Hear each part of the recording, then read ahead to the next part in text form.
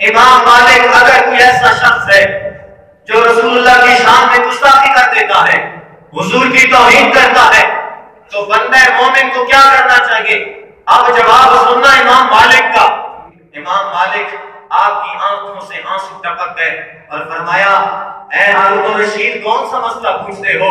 سنو، میری بارگاہ سے تو تمہیں یہی فتویٰ ملے گا کہ اگر کسی قوم کے زندہ ہوتے ہوئے مصطفیٰ کی شان کے اندر کوئی گستاخی کرے تو یا تو وہ قوم بدلہ لے، اگر بدلہ نہیں لے سکتی تو پھر پوری قوم مار جائے، اس کو جینے کا حق ہی نہیں ہے۔ لیکن آج دیکھ لیں، آج آئے دن گستاخیاں ہو رہی ہیں، حضور کی عزت و ناموس پر انگلیاں اٹھ رہی ہیں، لوگ بکواسات کر رہے ہیں، لوگ طرح طرح کے حملے کر رہے ہیں، اور کہاں ہیں ہمارے ایوانوں میں بیٹھنے والے بھنگی جن کو ہوش ہی نہیں ہے پر جواب دینے کی، جن کے اندر طاقت ہی نہیں ہے؟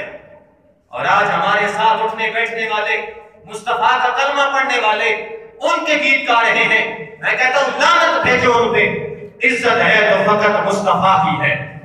حضور کی صرف کا ایک بار جو ہے نا، اس کی عزت دنیا و ما فیہا سے بڑھ کے ہے۔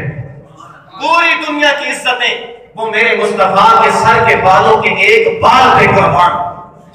یہ ہے مصطفیٰ کی عزت۔ ہر کسی کی عزت ہوگی مگر مصطفیٰ کی عزت کے بعد پہلے حضور کی عزت ہے۔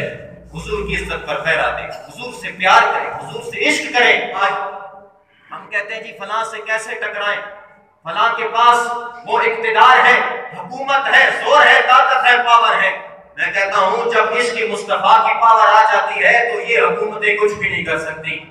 اس واسطے محترم حضرات، رسول اللہ کی عزت پر پیرا دو، حضور کی ختم نبوت پر پیرا دو، جس حال میں بھی ہو، فقط بات ہوگی تو محمد عربی کی بات ہوگی۔